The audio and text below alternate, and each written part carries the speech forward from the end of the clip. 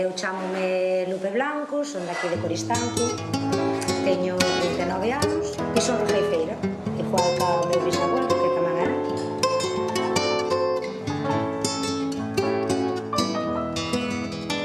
O rejeifeiro ten moitas connotacións. Basicamente somos xente que sabemos improvisar, cantando e facendo en verso. Pero, bueno, rejeifeira, para min, ten máis connotacións, como, por exemplo, somos mulleres máis atrevidas, mulleres que nos botamos a contestar, a cantar de calquer tema, pero sempre con esa premisa de ser improvisadoras en verso. A rejeifa en sí é un bolo de pan de ovo, chamase a rejeifa é iso, un bolo de pan de ovo que podía ser ou doce ou salgado e se poñía nas festas como nas bodas, mayoritariamente. Entón aparecía xente por parte do noivo e xente por parte da noiva que botábanse coplas uns a outros pois para louvanza da noiva, do noivo, dos invitados, dos padriños, e viñan pedindo que era tabaco, pedían que lle deran algo de comer ou que lle deran un cacho da rosca esa, e o que se levaba o cacho de rosca máis grande era o que mellor cantaba, non? Entonces aí apareceu que era o rejeifeiro da rejeifa. O rejeifeiro máis vello que se recorde sería meu bisavó, Blanco de Muiño Seco, que de aí saliron os outros que todos que nos acordamos máis, como a Calviño de Tallo, Fermín da Feira Nova, Costa de Xaviña, Guillermo da Rabadeira. Entón, foi un personaxe moi conocido en Coristanco. E el, digamos que foi como o padriño, chamanlle o padriño dos posteriores rejeifeiros. Cando levaban o premio era o cacho da rosca, non? Desa rejeifa. E despois, cando evolucionou a cantarse nas tabernas e cantarse nos palcos das festas, o premio cambiou e era unha boneca. E esa boneca podía ir chea de cartos. Algunha vez iba chea de cartos, pero máis que o premio en sí, era aquela satisfacción de haberlle ganado ao teu contrincante, máis que nada.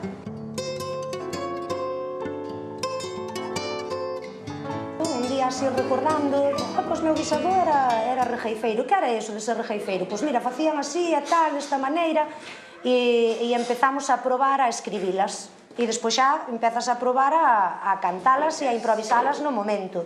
Eu foi a base de practicar, utilizando as novas tecnoloxías que temos agora, os métodos do WhatsApp, pois se lle quero dicir algo a alguén, mandarlle un recado, pois veña, pulsar o botón e cantarlle unha copla para avisarlle de que ten que estar o xar 5 aquí, ou a través da improvisación todo o tempo na miña casa, ir practicando dese xeito. Eu, sobre todo, a quen lle preguntei foi a unha neta tamén de meu bisavó, sendo prima de meu pai. Ela si ten moitos audios de Blanco de Muiño Seco, ten moitas fotos, foi quen máis o escoitou cantar, tanto nos palcos como na casa, e ela foi sempre quen me foi guiando de como tiña que ser. Podo ter a gracia, podo ter esa retranca, podo estarlle dicindo moitas cousas, pero sempre con un respeto. Calviño de Tallo, creo que foi un gran maestro, polo que teño oído del e polos audios que teño escoitado, era unha persona con moita presencia no palco, era unha persona con unha voz potente, como lle chamamos nós aquí en Bergantiños, o torjo vello. Quizás sea o que máis admiro a día de hoxe, está falecido. Hai xente moi boa e con moitísima retranca dos que sempre intento aprender, vamos, cada vez que me toca ir con eles, intento aprender. Bótame, sobre todo, nun primeiro momento, saber de onde veño, saber de quen veño, de quen non lo transmitiu, da miña familia, que me fala de meu bisavó e das raíces de onde eu son.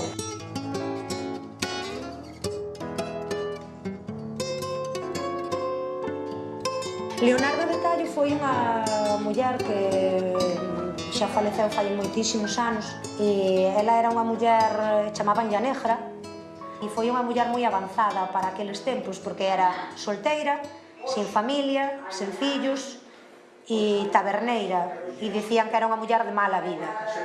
Entón ela facía, basicamente ela facía o que lle daba a gana.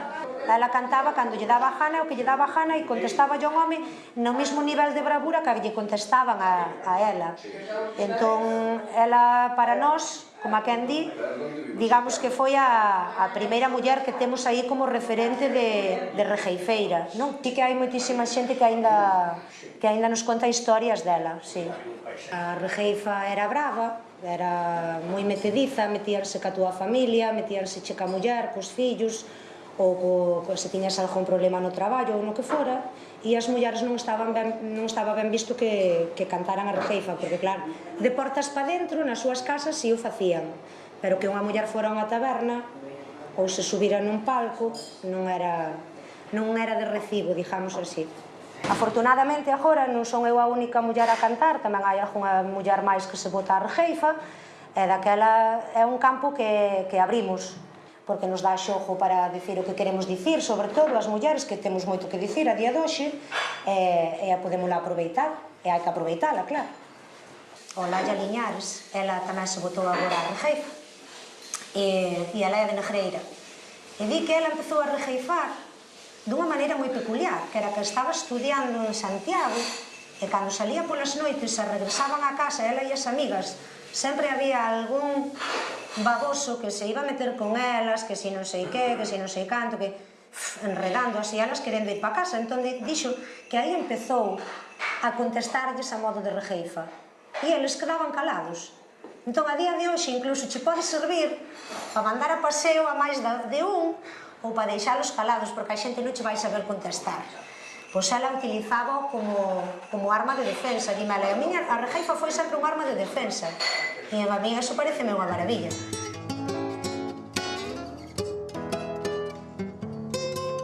Basicamente temos que ter sempre moi claro o que queremos dicir, e despois está claro que se nos poñemos diante dunha cámara ou diante da xente subidos nun palco, vergonza temos que ter moi pouca, a hora de contestar, nunca quedarnos calados, claro, porque no momento que te quedas calado se perde todo. Ti nunca podes empezar a cantar polo primeiro, dile a gracia no segundo, porque despois vai che a costar buscarlle a rima no último, ou a mellor, nin che ten sentido a copla, e a gracia xa deixaches polo medio, cando a gracia realmente vai no último, non? O importante. Cando que queremos comunicar o temos moi claro, nunca vai haber fallo. Pero iso apréndese a base de levar moito nos dentes, como me di Suso de Xornes, o maestro.